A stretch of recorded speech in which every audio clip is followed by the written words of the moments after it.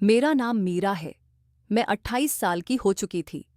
मेरा रंग बहुत सांवला था, इतना सांवला कि मेरा रिश्ता नहीं हो पा रहा था। जो भी मुझे देखने आता, मुझे देखते ही रिजेक्ट कर देता। बार बार ठुकराए जाने की तकलीफ सहते सहते मैं अंदर से टूट चुकी थी। मुझे लगने लगा था कि मैं अपने माता पिता पर बोझ बनती जा रही हूँ। हालांकि मेरे माता पिता ने कभी मुझे यह एहसास नहीं होने दिया कि मैं उनके लिए बोझ हूँ। लेकिन मैं अब अंदर से टूटने लगी थी। मेरे माता पिता मेरे लिए कोई कुंवारा लड़का ढूंढते, मगर मेरे रंगरूप को देखते हुए मेरे लिए 4-5 बच्चों के बाप का ही रिश्ता आता, या फिर तलाकशुदा व्यक्ति का, या किसी बूढ़े आदमी का। ऐसे व्यक्ति से मेरे पिता मेरी शादी नहीं करना चाहते थे। उनका कहना था कि हमारी बेटी हमारे लिए बोझ नहीं है, इसलिए जब कोई अच्छा रिश्ता आएगा तभी हम अपनी बेटी की शादी करेंगे। लेकिन धीरे धीरे मेरी उम्र निकलती जा रही थी और मेरे चेहरे से मेरी उम्र साफ दिखने लगी थी। अब तो लोगों ने मेरे माता पिता को यह समझाना शुरू कर दिया कि बेटी की शादी कर दो। ज्यादा अच्छे रिश्ते की तलाश में तुम्हारी बेटी घर बैठे बैठे बूढ़ी हो जाएगी। आने वाले समय में ऐसे रिश्ते भी नहीं मिलेंगे। लोगों की बातों को ध्यान में रखते हुए मेरे माता पिता ने एक रिश्ता स्वीकार कर लिया, जिसके 3 बेटियां और एक बेटा था। मेरे पिता बहुत ही सीधे साधे इंसान थे। किसी ने उन्हें इस रिश्ते के बारे में बताया था। अब मेरे माता पिता को यह चिंता सताने लगी थी कि कहीं आने वाले समय में मेरे लिए और भी बुरे बुरे रिश्ते न आने लगे। जिस व्यक्ति ने मेरे पिता को यह रिश्ता बताया था, वह उनका कोई जानने वाला था। उसने लड़के की तस्वीर भी मेरे पिता को दिखाई थी। मेरे पिता ने तस्वीर देखते ही उसे पसंद कर लिया, क्योंकि लड़का गोरा चिट्टा और स्मार्ट दिखता था।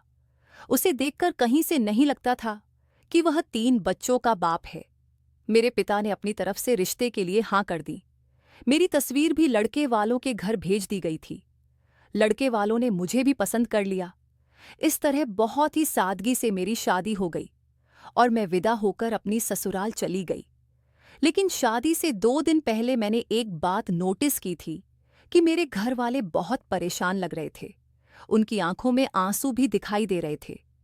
मम्मी पापा का कहना था, ससुराल जा रही हो तो हमेशा अपने घर को जोड़कर रखना और अपने पति के घर में हर हाल में गुजारा करने की सोचना। मैं अपने घर वालों की नसीहत समझ गई थी कि वे क्या कहना चाहते हैं। जब मैं शादी करके अपनी ससुराल गई तो मैंने अपने पति के बच्चों को देखा। तीनों बच्चे लगभग जवान थे। मुझे बड़ी हैरानी हुई। दोनों बेटियां बहुत खूबसूरत थीं और बेटा बड़ा अजीब टाइप का था। उसने अपने कानों में ईयरिंग पहने हुए थे, जैसे आधुनिक लड़के पहनते हैं। मुझे लगा शायद आजकल का ये फैशन होगा। मेरी सास भी जिंदा थी, लेकिन एक अजीब बात थी। जब मेरा रिश्ता तय हुआ था तब सिर्फ पुरुषों के बीच बात हुई थी। जब मेरे पति की मां जिंदा थी तो फिर वे मुझे देखने मेरे घर क्यों नहीं आई थीं? मेरी सास देखने में बहुत खतरनाक लग रही थी। ऐसा लग रहा था जैसे वे बहुत झगड़ालू टाइप की औरत हैं। मुझे लगा कि आने वाले समय में यह मेरे लिए जीना मुश्किल कर देंगी। मुझे मेरे कमरे में भेज दिया गया। वहां मेरा पति आया। उसने मुझसे बहुत प्यार से बात की। मुझे अपना पति पसंद आ गया। भले ही उसके जवान बच्चे थे, लेकिन वह देखने में बिल्कुल भी जवान बच्चों का बाप नहीं लगता था। मुझे वह पसंद था। इसलिए मैंने ससुराल में किसी और रिश्ते की तरफ ज्यादा ध्यान नहीं दिया। मैंने यही सोचा कि मेरा पति तो अच्छा है, तो मुझे दूसरों से क्या मतलब रखना चाहिए। लेकिन मैं एक बात से बहुत हैरान थी। मेरे पति की उम्र लगभग 38 साल होगी, लेकिन उसके तीनों बच्चों की उम्र 18 से 23 साल के बीच थी। दोनों बेटियां 19 से 20 साल की लग रही थीं और बेटा 23 साल का। ये कैसे मुमकिन हो सकता था? मैं ससुराल आने के बाद बहुत कंफ्यूज हो रही थी। मेरा दिमाग चारों तरफ दौड़ रहा था। थोड़ी देर बाद मेरा पति मुझसे बातचीत करने के बाद कमरे से बाहर चला गया। कमरे में मेरी सास और मेरी सौतेली बेटियां आ गईं। मुझे यह देखकर बड़ी हैरानी हुई कि मेरी सौतेली बेटियां अभी तक कुंवारी थीं और वे मुझे माँ कहकर पुकारने लगीं। मुझे बहुत अजीब लगा। इसके बाद मेरी सास कहने लगी, चलो लड़कियों, तुम कमरे से बाहर निकलो, मुझे बहू से कुछ बात करनी है। ये औरत देखने में बड़ी अजीब थी, मोटी सी और लाल लाल होंठों वाली। ऐसा लग रहा था जैसे उन्हें पान खाने की आदत है। वे मुझसे कहने लगीं, इस घर में तुम्हें कभी किसी चीज की परेशानी नहीं होगी। तुम इन बच्चों को देख रही हो, इनकी माँ का साया बचपन में ही इनसे छीन गया था। तभी से मेरा बेटा बहुत परेशान रहने लगा था। हमने उसे समझाया कि तुम दूसरी शादी कर लो। दूसरी शादी करने से तुम्हें कोई अच्छा हमसफर मिल जाएगा और बच्चों को माँ की ममता मिल जाएगी। अब से तुम ही इन बच्चों की माँ हो। उस औरत ने मुझे इतना प्यार दिया जैसे मैं उनकी बहू नहीं बल्कि बेटी हूं। मुझे खुशी हुई कि चलो, ससुराल में सब लोग अच्छे हैं। लेकिन एक बात मुझे सोचने पर मजबूर कर रही थी। जब मेरे पति को दूसरी शादी करनी ही थी और अपने बच्चों को माँ की ममता देना चाहते थे, तो जब उनकी पहली पत्नी बचपन में ही मर गई थी, तब उन्होंने दूसरी शादी क्यों नहीं की? अब जब बच्चे खुद शादी के लायक हो गए थे, तो फिर उन्होंने दूसरी शादी क्यों की थी? मेरा दिमाग उलझता ही जा रहा था। लेकिन मैंने सोचा कि धीरे धीरे मैं खुद अपनी ससुराल को समझ जाऊंगी। मेरी सास ने मेरे सिर पर हाथ रखा और फिर मेरे कमरे से चली गई। सास के जाने के थोड़ी देर बाद ही मेरा पति फिर से कमरे में आया। उसने मुझसे कहा, तुम्हें मेरी बेटियां और मेरा बेटा कैसा लगा? तुम्हें उनका बहुत ख्याल रखना है, साथ ही मेरी माँ का भी। मैंने कहा, मैं बहुत हैरान हूं कि आपके बच्चे इतने जवान हैं और आप उन बच्चों के पिता नहीं लगते। मेरी बात सुनकर वह हंसने लगा और बोला, तुम अकेली नहीं हो, बल्कि सारे लोग मुझसे यही सवाल करते हैं, क्योंकि मैं इतना जवान दिखता हूं। मेरा पति मुस्कुराते हुए मुझसे कहने लगा, खैर छोड़ो, मैं अपने पति से खुश थी। उसने मुझे बताया कि वह शुरू से ही अपनी सेहत का बहुत ख्याल रखता है, जिम करता है और उसने अपनी जिंदगी का ज्यादातर समय जिम में ही गुजारा है, इसीलिए वह इतना जवान नजर आता है। उसने कहा, जो लोग अपनी सेहत पर ध्यान देते हैं वे जल्दी बूढ़े नहीं होते। अपने पति की बात सुनकर मैं बहुत प्रभावित हुई थी। मेरे पति ने कहा, मैं तुम्हें भी जवान रखूंगा। समय के साथ साथ तुम बूढ़ी होने के बजाय और भी ज्यादा खूबसूरत होती जाओगी। मैंने अपने पति से कहा, मैं कैसे खूबसूरत हो सकती हूं? कहाँ मैं सांवली सी और कहाँ आप गोरे चिट्टे। मेरे पति ने कहा, ऐसी बातें मत करो, तुम मुझे बहुत अच्छी लगती हो। गोरे काले से क्या होता है? इंसान की सीरत अच्छी होनी चाहिए। उसकी प्यार भरी बातें सुनकर मैं खुश हो गई थी। धीरे धीरे मेरा पति मेरे करीब आने लगा था। उसकी संगत पाकर मैं बहुत खुश थी। मैं जिसने अपनी शादी की उम्मीद ही छोड़ दी थी, अब अपने पति की संगत पाकर फिर से जी उठी थी। मेरे पति में जवान मर्दों जैसा जोश था। मुझे अपने पति से बात की कोई शिकायत नहीं थी। उसने मुझे खुश कर दिया था। कुछ देर बाद मेरा पति सो चुका था, लेकिन पता नहीं क्यों मेरी आंखों में नींद नहीं आ रही थी। बार बार मेरे दिमाग में मेरे ससुराल के लोग ही घूम रहे थे। मैं सोचने लगी कि मेरे पति की बेटियां भी बहुत खूबसूरत हैं। मेरा पति देखने में जवान लगता है, लेकिन बूढ़ा आदमी भले ही जवान दिखे, उसके अंदर कोई ना कोई बीमारी जरूर होती है जिससे उसकी उम्र का पता चल जाता है। लेकिन मेरा पति तो हर तरह से जवान और बहुत एक्टिव था। उसके शरीर में कोई बीमारी नहीं थी। अभी तो मेरे पति की दूसरी शादी है। जब उसकी पहली शादी हुई होगी तब वह कितना खूबसूरत और कम उम्र का रहा होगा। फिलहाल मैंने इस बात को नजरअंदाज कर दिया। अब मुझे अपने ससुराल पर ध्यान देना था। ये ख्वाबों भरी रात थी जो मैंने गुजारी थी। सुबह हुई तो दरवाजे पर दस्तक होने लगी। मैंने दरवाजा खोला तो मेरी सास सामने खड़ी थीं। उनके हाथ में एक बड़ी सी खाने की ट्रे थी और वे मेरे लिए कमरे में नाश्ता लेकर आई थीं। मैंने कहा, आपको परेशान होने की क्या जरूरत थी? मैं फ्रेश होने के बाद खुद ही किचन में आ जाती। मेरी सास कहने लगी, अरे नहीं नहीं, बहू से इतनी जल्दी किचन का काम करवाना अच्छा नहीं लगता। मेरा पति भी सोकर उठ गया था और हम दोनों ने साथ बैठकर नाश्ता किया। मैंने विक्रम से कहा, आज हमारी शादी का पहला दिन है, आज हम लोग कहीं घूमने चले। विक्रम ने कहा, बताओ कहाँ जाओगी? मैंने कहा, मैं मायके जाना चाहती हूँ। मेरी बात सुनकर मेरा पति विक्रम कहने लगा, शायद तुम्हें यह बात नहीं पता। तुम्हारे माता पिता ने तुम्हें यह नहीं बताया कि तुम अपने मायके में किसी से नहीं मिल सकती। ये बात सुनकर मैं हैरान हो गई थी। मुझे लगा शायद विक्रम मजाक कर रहा है। मैंने कहा, ऐसा नहीं हो सकता। विक्रम बोला, ऐसा ही है। अब तुम्हारी शादी यहाँ हो गई है, इसलिए तुम अपने किसी भी रिश्तेदार या मायके वालों से कोई संपर्क नहीं रख सकती। ये शर्त हमने शादी से पहले ही रख दी थी। अब मैं सारी बात समझ गई थी। शादी से कुछ दिन पहले मेरे घर वाले इतने परेशान क्यों थे और मुझे देखकर उनकी आंखों में आंसू क्यों आ जाते थे। मेरी विदाई पर भी मेरे सारे घर वाले बहुत रो रहे थे और तभी वे बातों बातों में मुझे यह बताने की कोशिश कर रहे थे कि अब हमारे और तुम्हारे सारे रिश्ते खत्म हो गए हैं। मुझे समझ नहीं आ रहा था कि यह शर्त भला क्यों रखी गई थी, और अगर यह शर्त रखी थी तो किसने रखी थी, मेरे माता पिता ने या मेरे पति ने। मैंने जब अपने पति से सवाल किया तो उसने कहा, मैंने इसी शर्त पर तो तुमसे शादी की थी, क्योंकि तुम्हारी शादी कहीं हो भी नहीं रही थी और तुम्हारे घर वालों ने आसानी से खुशी खुशी मेरी यह शर्त स्वीकार कर ली थी। ये बात सुनकर मेरे दिल को बहुत ठेस पहुंची थी। थोड़ी देर बाद विक्रम के मोबाइल पर किसी की कॉल आने लगी। वह किसी से फोन पर बात करते हुए कहने लगा, देखें, रिश्ता तय होने पर हमारी यह शर्त पहले से पक्की हो गई थी। मैं समझ गई कि कॉल जरूर मेरे घर से आई होगी। मैं विक्रम के सामने खड़ी हो गई और बोली, प्लीज एक बार मेरे घरवालों से मेरी बात करवा दो। विक्रम ने मेरी तरफ देखते हुए कॉल पर कहा, अरे मोबाइल पर किसी की भी कॉल नहीं आनी चाहिए। अगर दोबारा फोन किया तो मैं आपकी बेटी को तलाक देकर आपके घर वापस भेज दूंगा। यह कहकर उसने कॉल काट दी। मैंने कहा, आपने ऐसा क्यों किया? मैं मिलने नहीं जा सकती, पर फोन पर तो बात कर सकती थी। विक्रम ने कहा, तुम्हारे घर वाले भी मुझसे यही कह रहे थे कि हमारी यह शर्त थी कि शादी के बाद तुम अपने घर वालों से बल्कि किसी भी रिश्तेदार से नहीं मिलोगी। मैंने बहुत मिन्नत करते हुए कहा, लेकिन आपस में फोन पर बात तो कर सकते हैं ना। लेकिन विक्रम गुस्से से बोला, जब हर तरह का संपर्क नहीं रखना तो फिर बात भी नहीं हो सकती। तुम्हारे माता पिता यह बात कैसे भूल गए? उन्हें मेरे इनकार पर कोई ऐतराज नहीं करना चाहिए।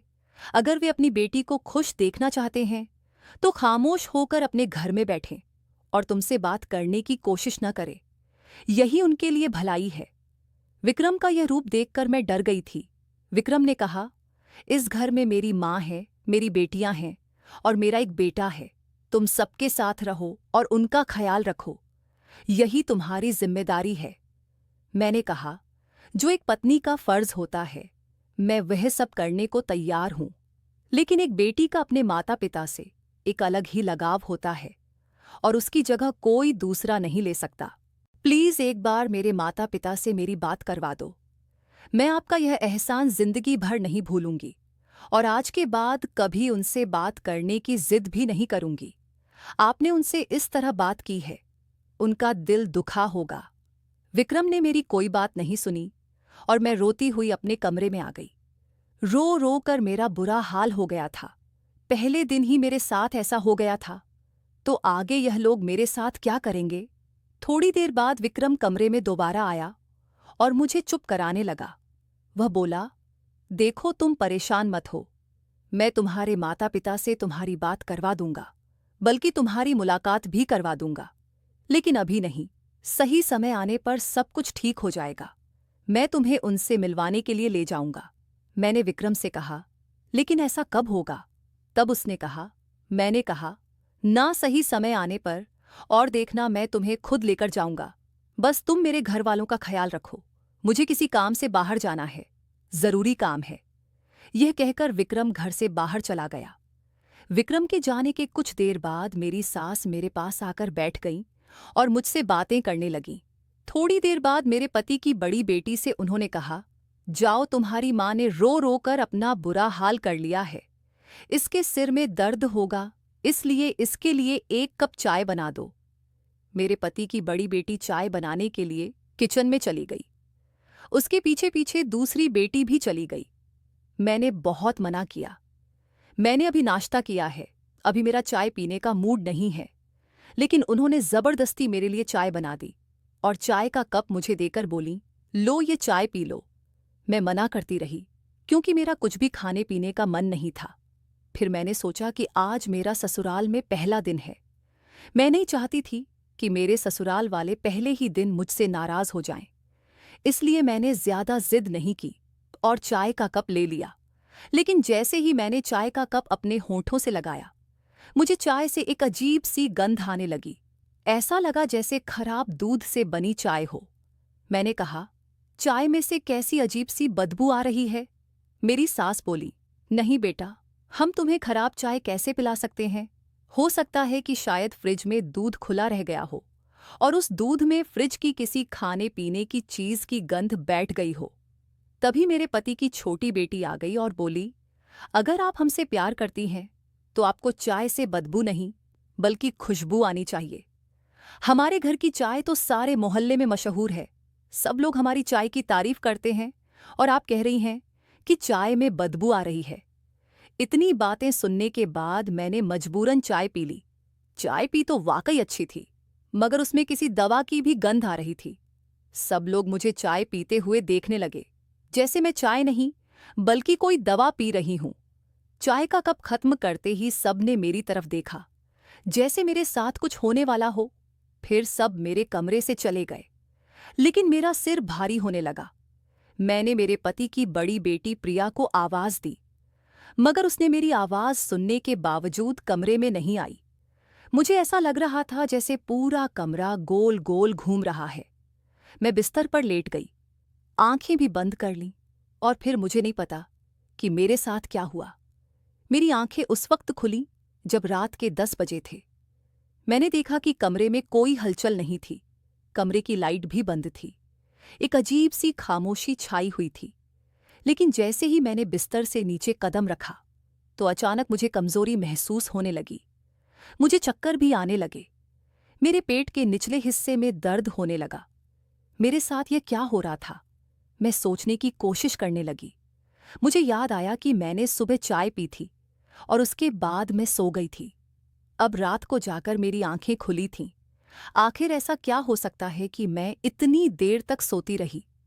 आज शादी का पहला दिन था और मैंने अपने ससुराल में सोते हुए ही गुजार दिया था। मैं अभी उठकर अपने कमरे की लाइट जलाने वाली थी कि किसी ने मुझे खींचकर दबोच लिया।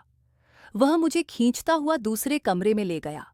मैंने चिल्लाने की कोशिश की, लेकिन जिसने मुझे दबोचा था उसने मेरे मुंह पर हाथ रख दिया था। मुझे समझ नहीं आ रहा था कि ये कौन आदमी है जो मुझे इस तरह दबोचे हुए हैं। मैं हाथों के एहसास से महसूस कर सकती थी कि ये पुरुष के हाथ थे।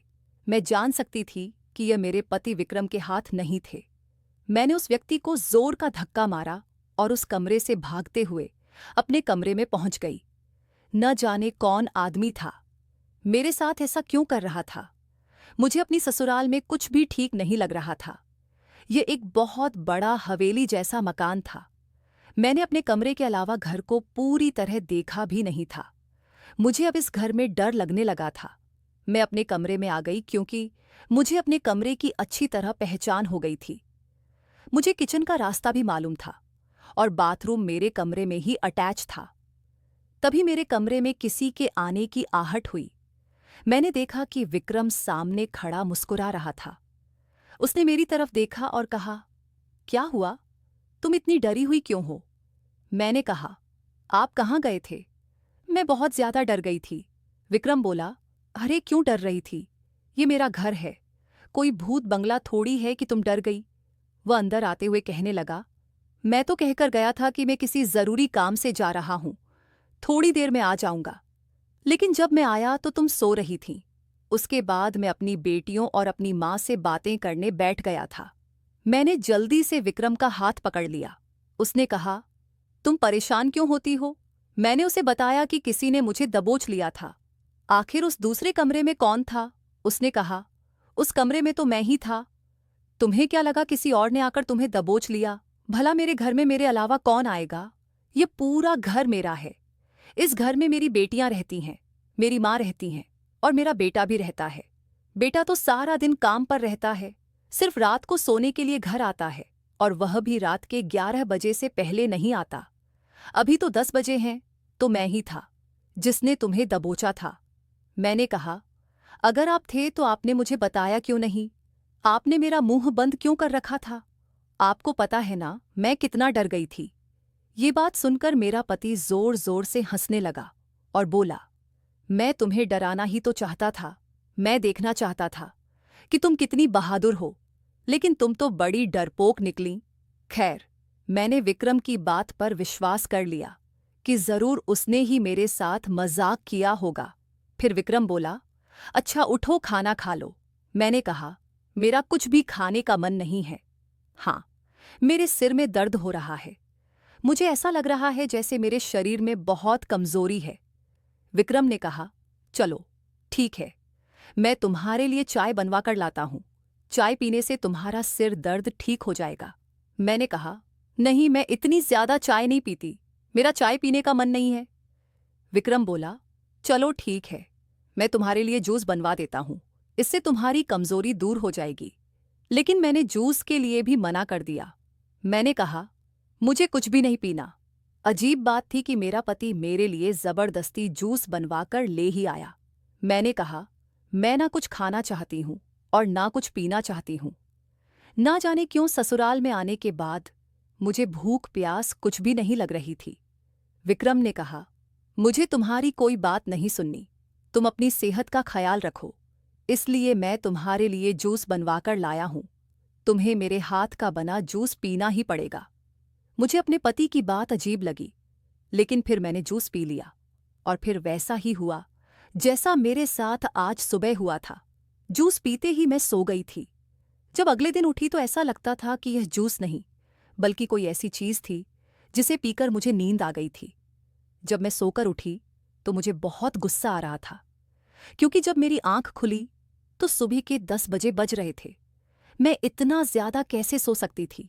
लेकिन अब मुझे शक होने लगा था कि जरूर लोग मुझे नशीली चीज दे रहे हैं, जिसकी वजह से मुझे इतनी ज्यादा नींद आती है और मेरे अंदर कमजोरी बढ़ती जा रही थी। मैंने सोच लिया कि मुझे किसी की दी हुई चीज ना तो खानी है ना पीनी है। मैं खुद अपने हाथ से बना हुआ खाऊंगी, और ऐसा ही मैंने अगले दिन किया। मैंने घर के सारे काम किए, खाना भी मैंने अपने लिए खुद बनाया। घर में एक अजीब सी वीरानी और खामोशी छाई हुई थी। इस खामोशी में मैं किसी से क्या बात कर सकती थी? सब लोग अपने अपने कमरों में थे। मेरा पति विक्रम और उसका बेटा सुबह नौकरी के लिए निकलते तो फिर रात को ही वापस आते थे। लेकिन इस समय एक अजीब बात थी। इतना ध्यान रखने के बावजूद मेरी नींद का आना कम नहीं हुआ था। मैं जब भी सोती तो इतना ज्यादा सोती थी कि उसकी कोई हद नहीं थी। मेरी हालत भी दिन ब दिन कमजोर होती जा रही थी। मैं समझ नहीं पा रही थी कि आखिर मेरे साथ यह सब क्या हो रहा था। अब तो मैं इस घर के किसी भी व्यक्ति का दिया हुआ खाना भी नहीं खाती थी। खुद बनाती थी और खुद खाती थी। आज मैंने सोचा कि मैं व्रत रख लेती हूं, लेकिन मेरी हालत व्रत रखने के काबिल भी नहीं थी। लेकिन फिर भी मैंने व्रत रख लिया। मैंने निर्जल व्रत रखा था, पानी तक नहीं पिया, घर का कुछ भी काम नहीं किया। मगर अजीब बात यह थी कि आज मुझे नींद भी नहीं आई थी और किसी ने मुझे तंग भी नहीं किया था। और फिर एक ऐसी बात मेरे सामने आई जिसने मेरे होश उड़ा दिए। मैं अपने पति के आने का इंतजार कर रही थी, क्योंकि आज मैं जाग रही थी। वरना जब भी विक्रम काम से घर आता तो मुझे पता ही नहीं चलता था कि वह कब आया और घर में आने के बाद उसने क्या किया। मैंने व्रत खोलने की तैयारी की। अपने पति के आने से पहले मैंने अच्छे से कपड़े पहन लिए थे। तैयार होकर मैं दरवाजे पर खड़ी विक्रम का इंतजार कर रही थी कि तभी अचानक मुझे किसी काम की याद आ गई और मैं वापस अपने कमरे में चली गई। इतनी देर में मेरे पति के घर आ गए। उसके आते ही उसकी दोनों बेटियों और उसकी मां ने उसे घेर लिया और उसे दूसरे कमरे में ले गई। मैं हैरान थी।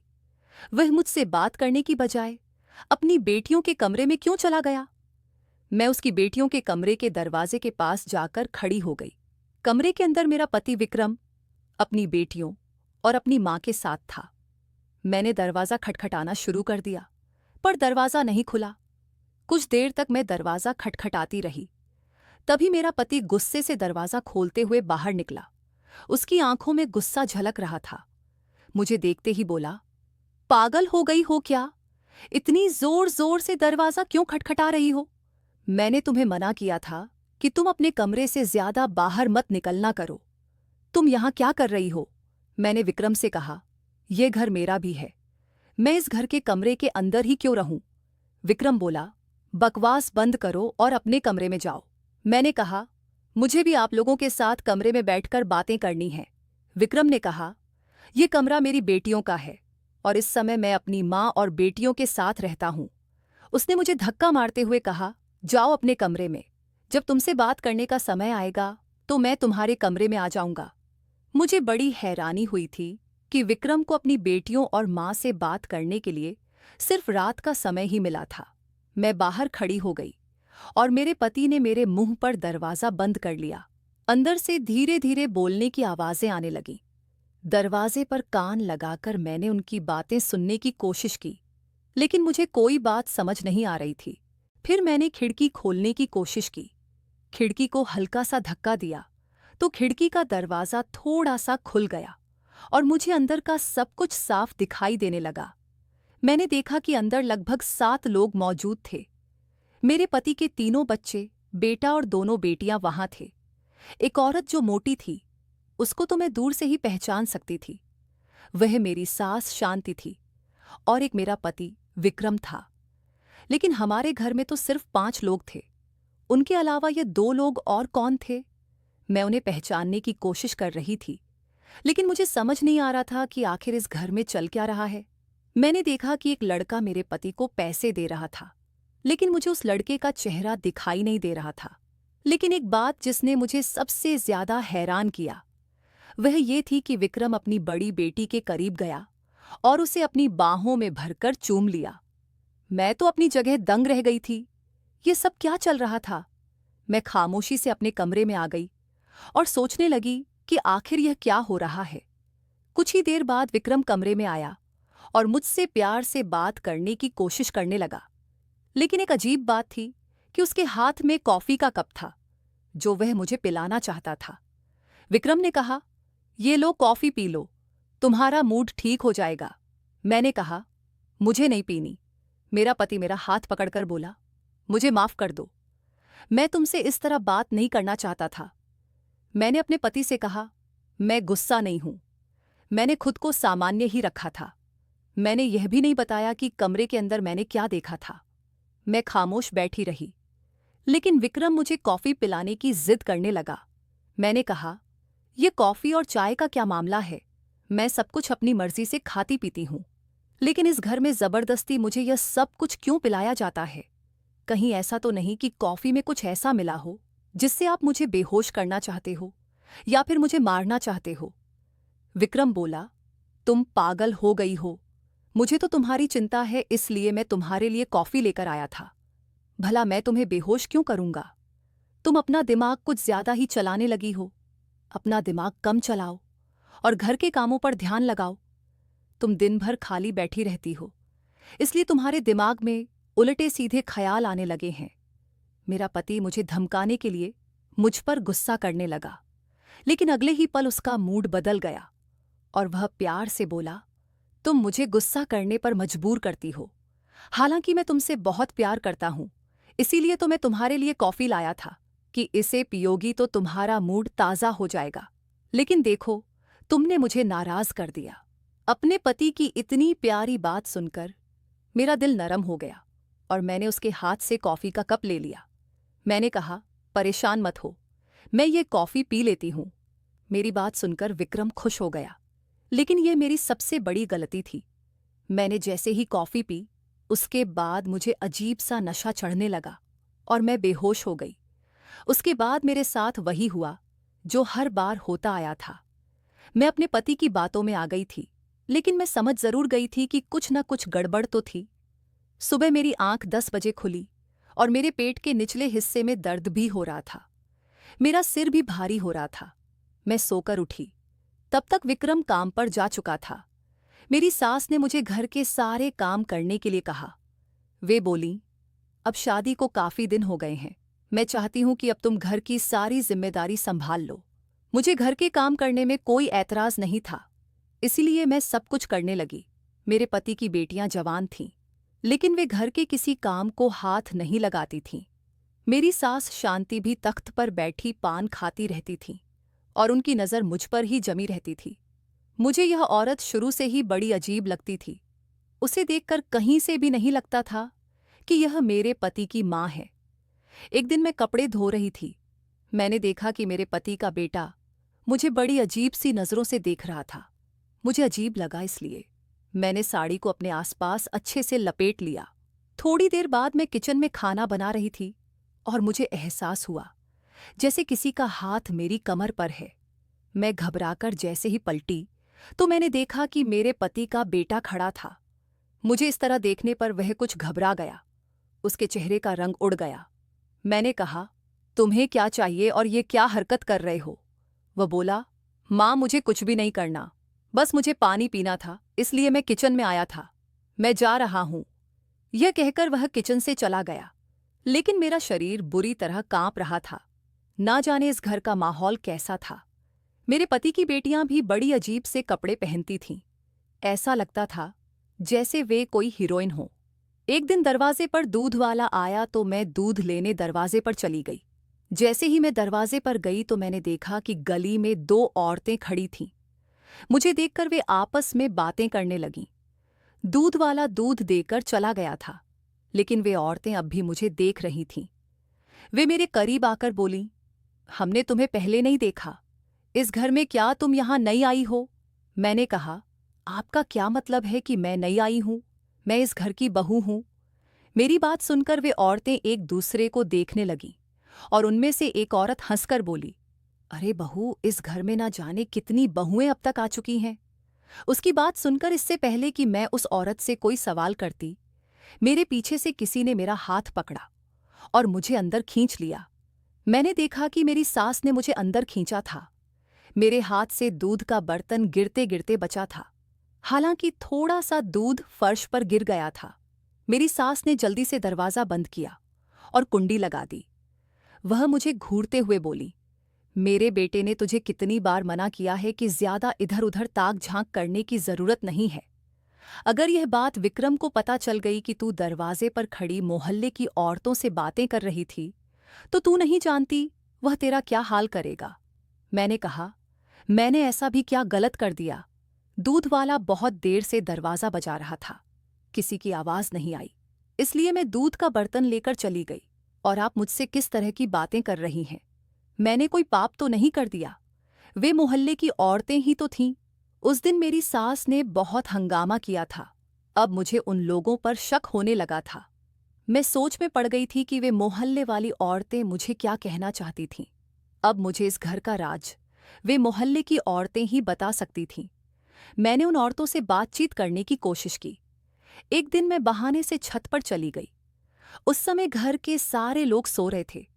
छत पर जाने के बाद मैंने सामने वाली छत पर पत्थर उठाकर मारने शुरू किए ताकि कोई बाहर आए और मैं मौका देखकर उससे बात करूं।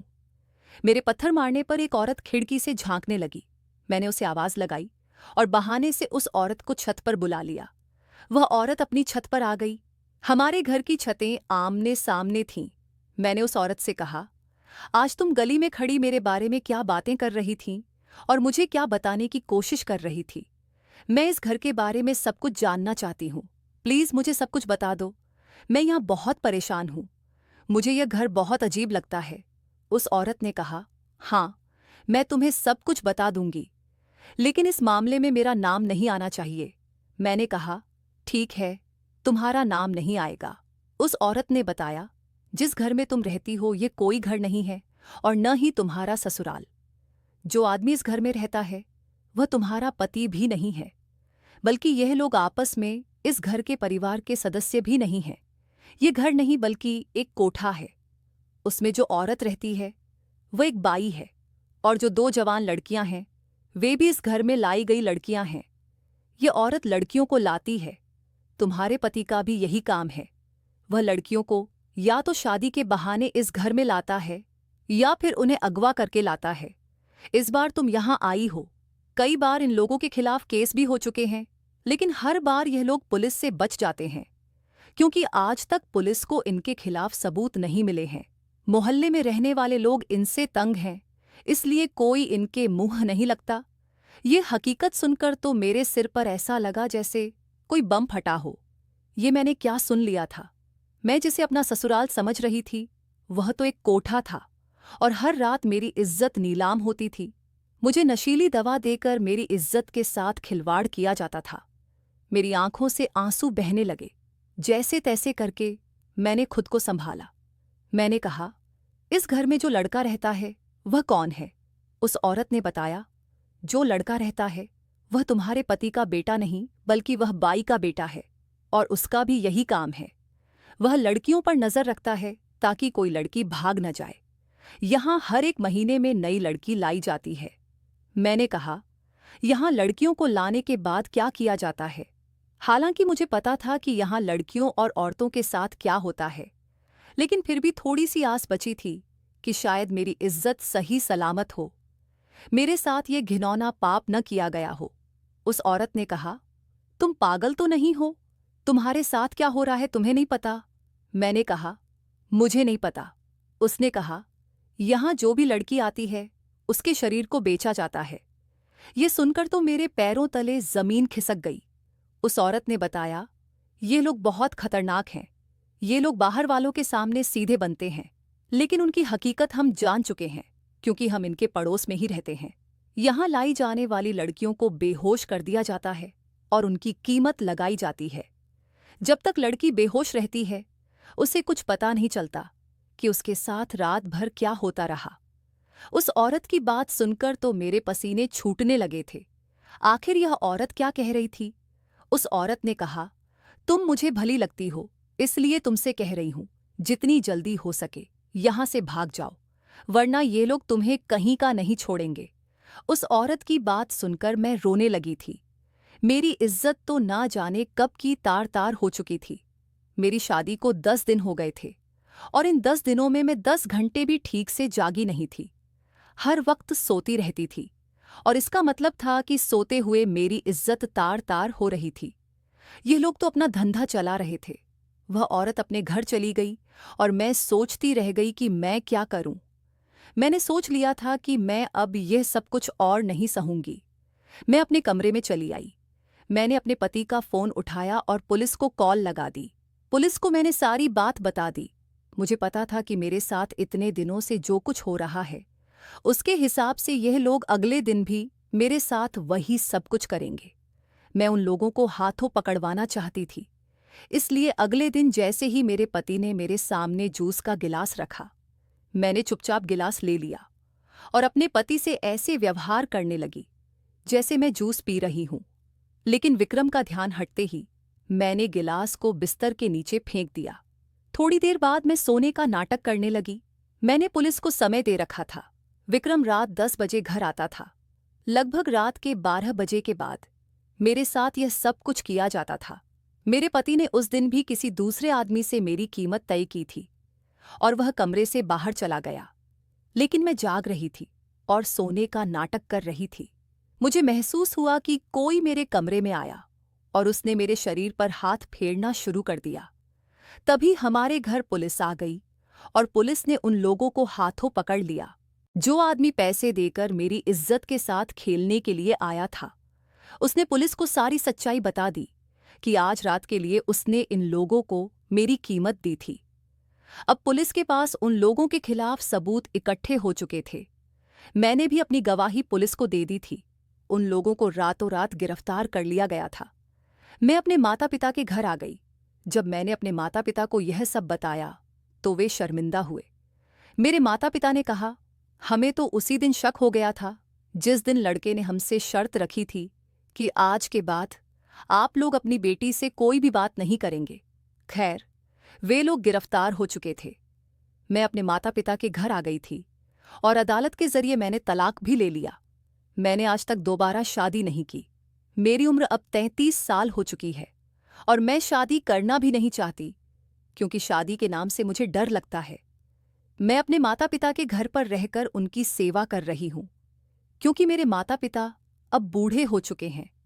मैं पढ़ी लिखी हूं और नौकरी करके अपना और अपने माता पिता का पेट पाल रही हूं। इस घिनौनी जिंदगी से अच्छा मुझे अपनी यह जिंदगी ज्यादा पसंद है।